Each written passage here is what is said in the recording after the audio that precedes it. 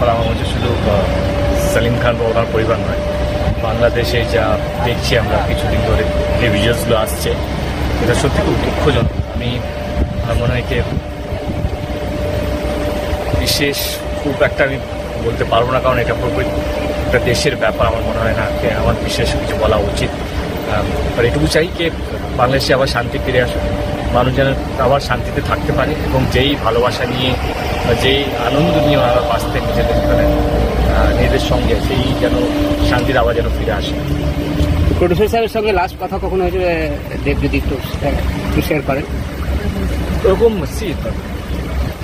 কবে হয়েছে সেটা এখন মনে নেই, কিন্তু যে দৃশ্যগুলো কালকে রাত্রে আমাদের কাছে এসছে বা যে ছবিগুলো, বা ইনফ্যাক্ট আমি তো বিশ্বাসই হচ্ছিল এরকম কিছু একটা হতে পারে, কিন্তু যখন সত্যি শুনলাম কেনা এটা হয়েছে, এবং শুধু ওনার জন্য নয়, পুরো বাংলাদেশের জন্য আমার মনে হয় সত্যি একটা খুব কঠিন সময় দিয়ে যাচ্ছে।